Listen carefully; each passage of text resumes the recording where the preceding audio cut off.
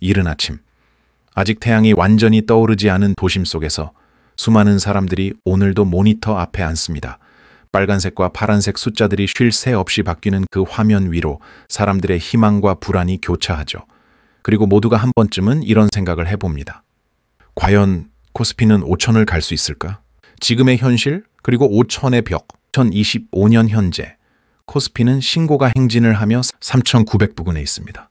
그렇다면 지수 5천이라는 숫자는 어떤 의미일까요?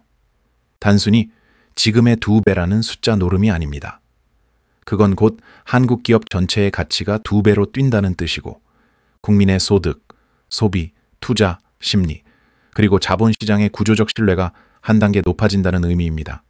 즉, 코스피 5천은 숫자 그 자체보다 한국 경제의 새로운 체질 전환을 상징하는 말입니다. 5천을 향한 전제 조건, 성장의 3가지 축. 그렇다면 어떤 조건이 충족되어야 코스피 5천이 가능할까요? 전문가들은 보통 3가지 축을 이야기합니다. 바로 이익 성장, 밸류에이션 평가 수준, 그리고 외국인 자금 유입이죠. 기업 이익의 성장.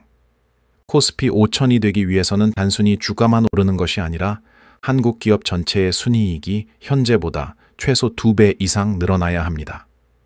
즉, 실적 없는 상승은 오래 지속될 수 없습니다. 그 중심에는 반도체가 있습니다. 삼성전자와 SK하이닉스의 이익 회복은 이미 시작되었고, AI 서버더 메모리 고도화가 전 세계적으로 확산되면서 한국의 수출 중심 구조가 다시 활력을 찾고 있습니다. 하지만 반도체 하나만으로는 부족합니다. 2차 전지, 자동차, 바이오, 콘텐츠, 로봇, 그리고 AI 관련 서비스 산업이 고르게 성장해야 합니다.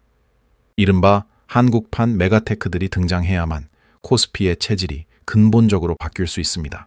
밸류에이션의 정상화, 한국 증시는 늘 저평가라는 꼬리표가 붙어 있습니다. 동일한 실적을 내도 미국 기업보다 낮은 PER 주가 수익 비율을 받는 것이죠. 그 이유는 지배구조 불투명성, 배당 정책, 기업의 자사주 정책 부재 때문입니다. 하지만 최근 변화의 움직임이 분명히 보입니다. 삼성전자를 비롯한 대기업들이 주주 환원 정책을 강화하고 있고, 정부 역시 코리아 디스카운트 해소 정책을 내놓고 있습니다.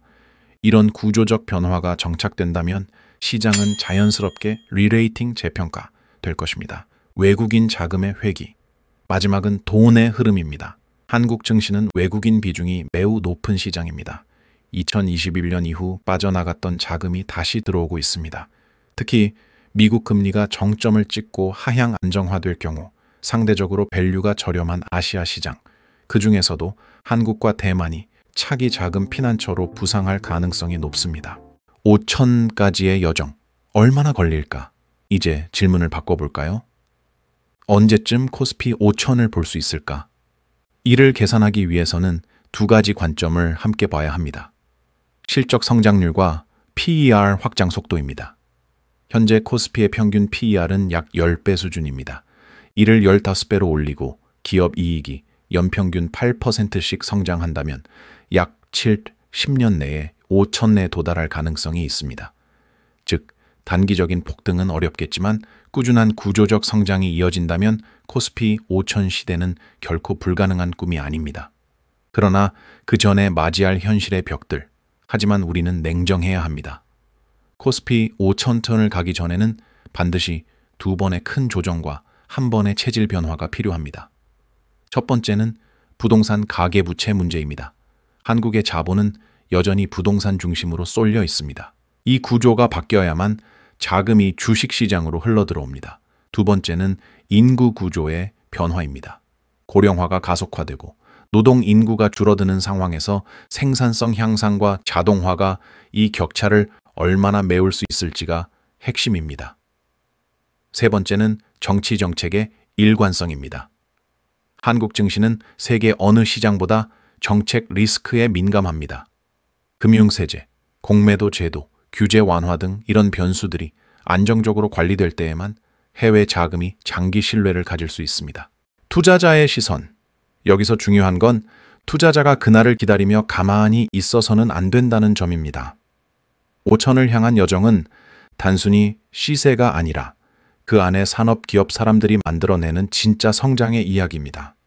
따라서 현명한 투자자는 단순히 지수를 바라보지 않습니다. 그 대신 다음과 같은 질문을 던집니다. 내 포트폴리오는 코스피 5000 시대를 준비하고 있는가? 내가 투자하는 기업은 구조적 성장의 파도 위에 서 있는가?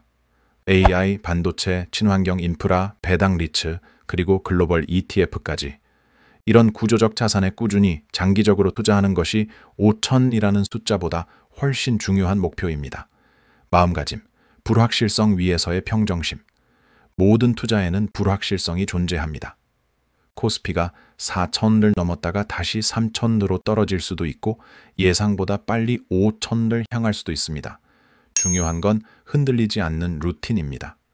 매달 꾸준히 투자하고 감정이 아니라 원칙으로 대응하는 사람. 그런 투자자만이 결국 그 숫자 위에 설 수 있습니다. 결론, 코스피 5000은 숫자가 아니라 의지다. 코스피 5000은 결국 시장의 의지, 기업의 의지, 그리고 개인 투자자의 의지가 모여 만들어집니다.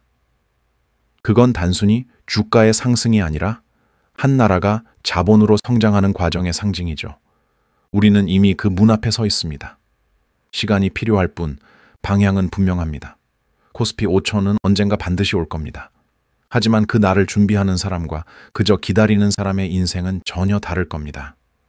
투자는 미래를 예측하는 것이 아니라 미래를 준비하는 행동입니다.